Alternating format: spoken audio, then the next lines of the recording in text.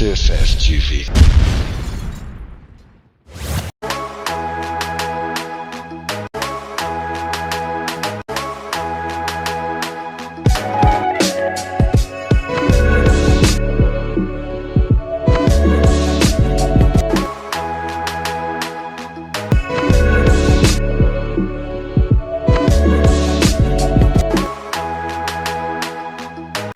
Bonjour, salut nos chers fidèles internautes de la CFF TV. Je suis Manassé Lukanou, la présentatrice de l'émission Dépravation de mœurs. Vous savez très bien que dans notre émission, nous parlons de tout ce qui est en train de défier les bons comportements, de bafouer les bons comportements. Raison pour laquelle on parle de la dépravation de mœurs. Et dans Dépravation de mœurs aujourd'hui, nous allons parler avec notre invité sur un sujet très délicat. Vraiment, ce sont des effets sociologiques. Mais avant de continuer, nous vous balançons ces spots publicitaires.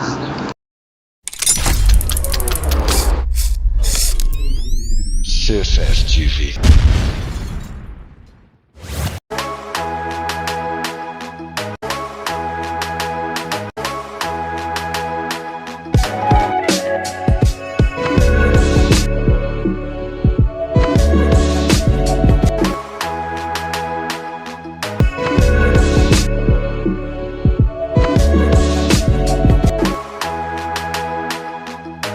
Ouais, nos chers internautes, comme je vous l'avais déjà annoncé au début de notre émission, que je ne suis pas seule sur ces plateaux de dépravation de mœurs. Je suis avec notre invité. Il est aussi un membre de l'ONG, la Case de femmes et enfants vulnérables. Abonnez-vous massivement. N'oubliez surtout pas de vous abonner massivement dans notre chaîne CFF TV. Bonjour mon invité. Bonjour madame. Comment allez-vous? Ça va très bien par la grâce de Dieu. Wow, je suis vraiment ravie de vous recevoir sur ces plateaux de dépravation de mœurs. Moi pareillement. Présentez-vous pour moi, je sais que vous êtes un membre de l'ONG et pour nos chers, nos fidèles, nos magnifiques internautes, ils veulent savoir votre nom, votre fonction. En fait, je suis M. Joachim Wakadi. Dans la vie sociale, je suis entrepreneur. Je suis le CEO de l'entreprise Rodif Congo. Je suis écrivain, je suis juriste en formation et je fais autre chose dans la vie sociale. Et entre autres, je suis membre de l'ONG, la Case des femmes et enfants vulnérables. Merci beaucoup, Monsieur Joachim.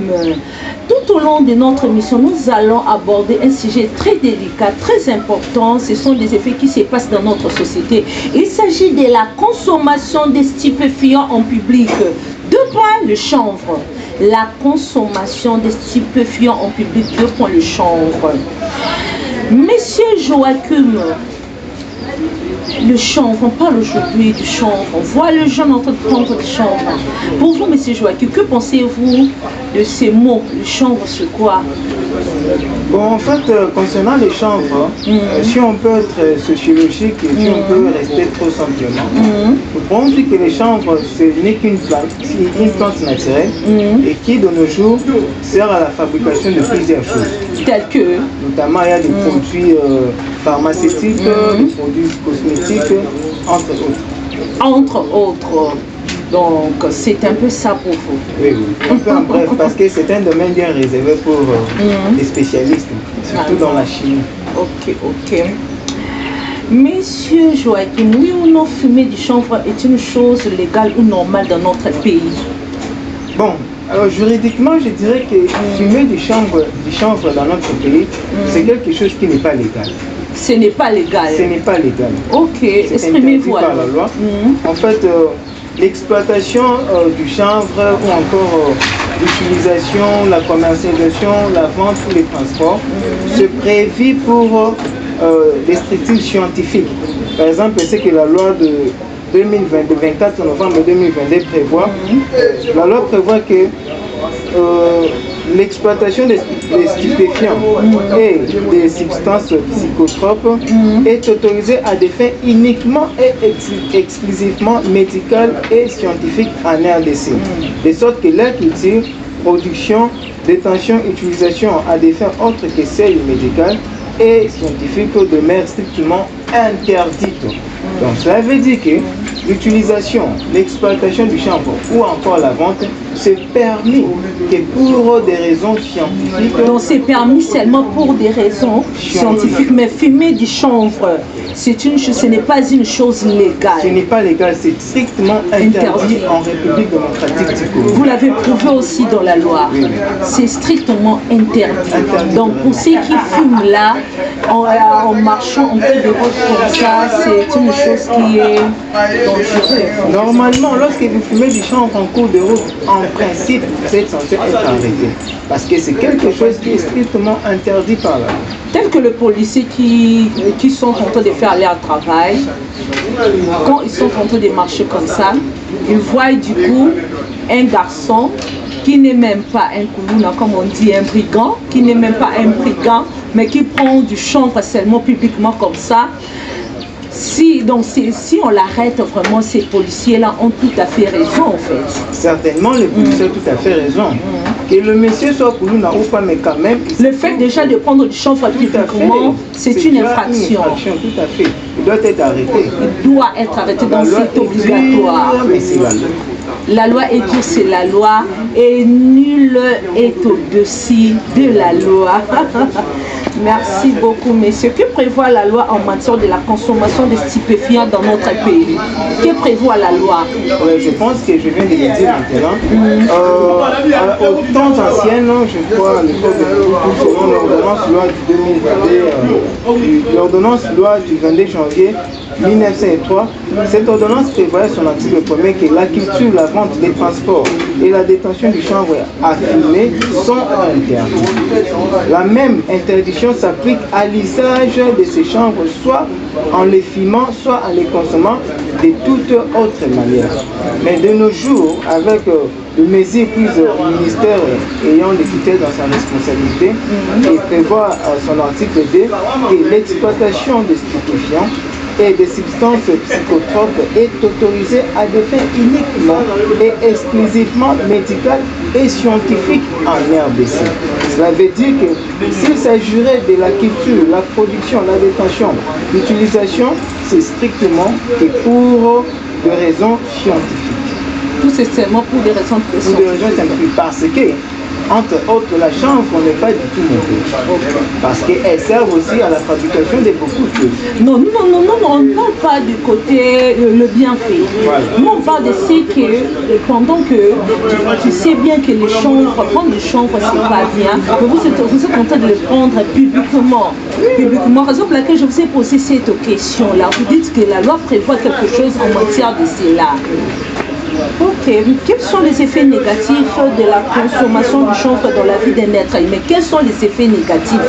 Étant humain que vous êtes, vous avez beaucoup de responsabilités, vous êtes aussi un jeune, hein? Quels sont les effets négatifs de la consommation du stupéfiant tel que le chanvre? Quels sont les effets négatifs? Le stupéfiant, le chanvre, a des effets qui sont purement négatifs. Les effets purement négatifs tels que quoi? Et je dirais que ces effets pourraient être répartis en trois. Ça produit des effets sur le plan moral, sur le plan spirituel. Attendez un peu, monsieur Joachim. Vous avez dit la consommation de stupéfiants est purement négative. Vous avez dit premièrement dans la morale. Sa négativité, c'est d'abord premièrement dans la morale. Dites-nous, quels sont les effets négatifs que le chanvre produit dans un être humain sur le plan moral? Ok. D'abord, je commencerai par dire ceci. Un sage a dit tout excès. Oui. Lorsque vous prenez, lorsque vous utilisez le chanvre en exagérant, il y aura catégoriquement des effets négatifs sur le plan moral. Et parmi ces effets, nous avons par exemple des troubles psychiques. Et à un certain moment, vous pouvez perdre la conscience. Vous vous retrouverez en train de commettre certains actes qui n'ont pas qui n'ont aucun rapport à la morale. Et du coup, vous perdez votre personnalité. vous perdez votre Et les morale. gens qui vous considèrent comme M. Edouard, ils vous voient. Oui. Et je dirais que sur le plan moral, si de nos jours nous avons des Koulouna, c'est à cause de ça. Vraiment, donc touche les la morale, pour la pensée, les Koulouna prennent tellement le chanvre et ils font des choses sous le chanvre. Oui, sous l'inconscience, parce que le chanvre produit l'inconscience. Et lorsque nous sommes inconscients, automatiquement on perd la Tu peux inciter une personne que normalement que tu ne peux pas. Effectivement. Tu ne peux pas faire ce genre de si choses. la conscience, j'ai écrit une parole pour dire c'est ça. Étant écrivain, là vous prenez la peau d'un écrivain en fait. L'inconscience est une mort inconsciente, mais une personne consciente. Vraiment, expliquez-vous alors. Bon, en fait, c'est toute une bibliothèque. Que nos fidèles internautes de la CFF TV comprennent, non? Oui, tout à fait. Mais abonnez-vous massivement. Ok. C'est tout un océan d'explications qui pourrait être dit. Non, c'est un peu bref. Hein? Pour être bref, je dis que lorsqu'on est inconscient, nous sommes vivants, nous ne sommes pas morts. Mais nous nous retrouvions en train de poser les actes comme si on était morts, alors que nous sommes vivants. Alors c'est quelque chose qui n'est pas important. Lorsqu'on est inconscient, on n'est pas différent d'un animal. Ça, ce sont les effets négatifs sur le plan moral. Le deuxième point, c'était sur quel plan? Sur le plan spirituel. Sur le plan spirituel, allons-y. Si j'étais un pasteur, mais je dirais que, bah oui, je dirais que prendre du chanvre, c'est un péché. Parce que même la Bible dit, tout m'est permis, mais tout n'est pas utile. Lorsque vous prenez du chanvre, c'est pour quelle finalité en fait? Donc c'est quelque chose qui crée automatiquement la séparation entre vous et Dieu spirituellement. Et sachant que le péché, c'est le seul moyen de créer la séparation entre l'homme et Dieu. Et lorsque vous êtes en train de prendre ça régulièrement pour satisfaire vos passions, satisfaire vos besoins, automatiquement vous êtes en train de perdre votre relation avec Dieu. Amen. J'ai l'impression de dire Amen, mais malheureusement, ils ne sont pas l'église. Vraiment, M. Joachim, et le troisième. Et le troisième point, c'est sur le plan physique.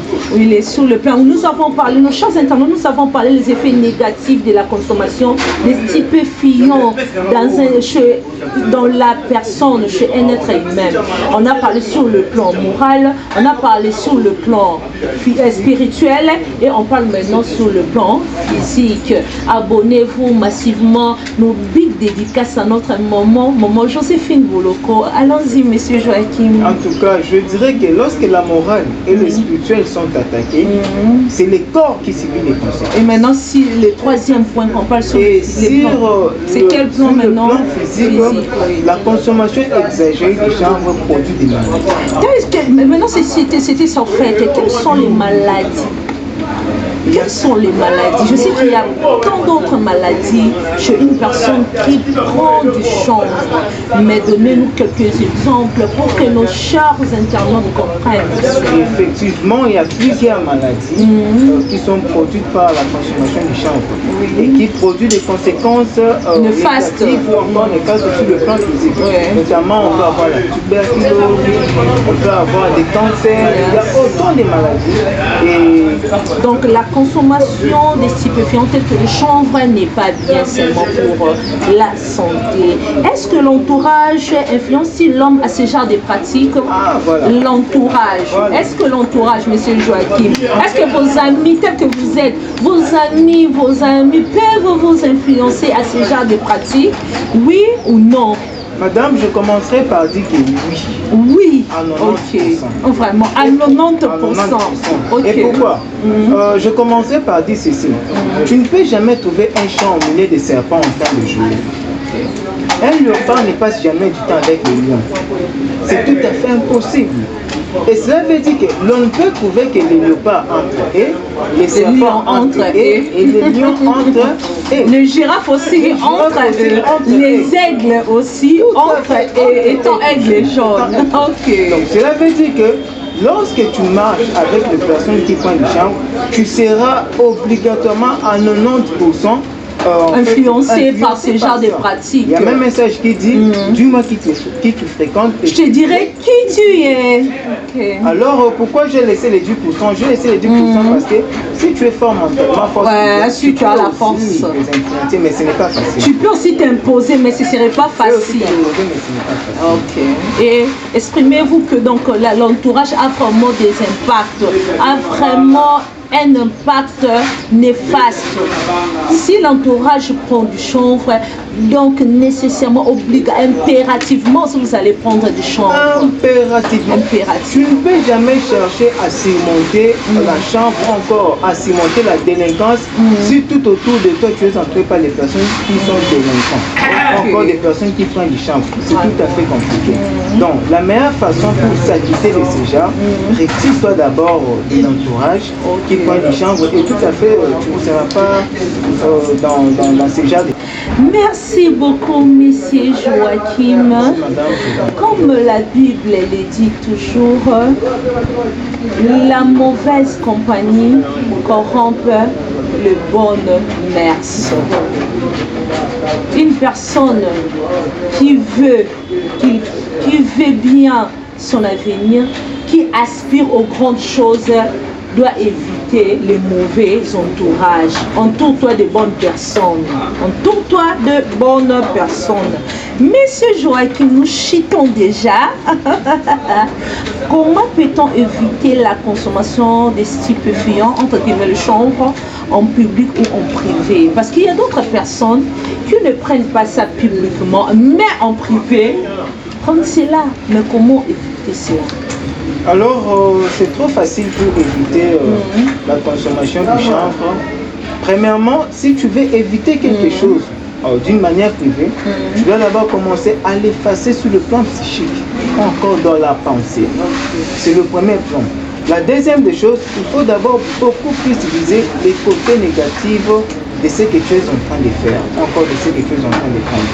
Et pour ce faire, vouloir prendre tout simplement une décision, encore vouloir faire le choix de laisser la consommation du chanvre, fera aussi à ce que tu puisses surmonter ce genre de besoins.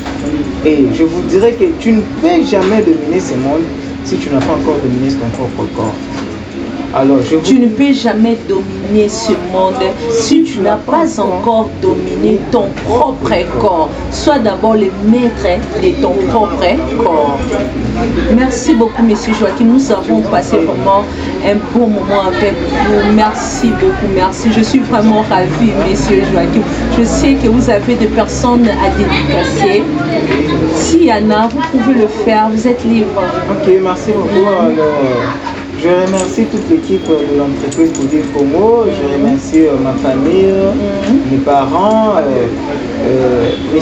Liuchie, qui est mon père biologique, Madame José Bankadi, qui est ma mère, et tous mes frères de la famille Ouchie, tous mes frères de l'église, de l'ONG, de l'entreprise. Donc, vous êtes tellement nombreux, alors je manquais quoi dire.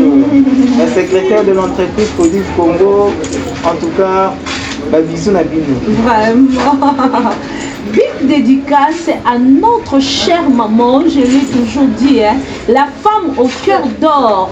La femme au cœur d'or, c'est la dame Joséphine Boloko, maman. Big dédicace à vous, gros bisous maman. Je salue toute l'équipe technique de la CFM TV. Il s'agit de notre directeur technique, M. Blaki Oyumbe. Il y a M. Chris Kambidi. Il y a beaucoup.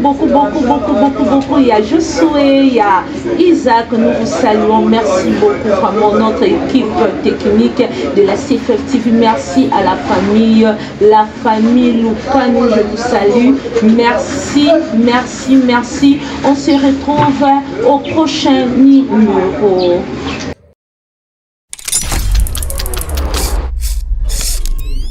CFM TV.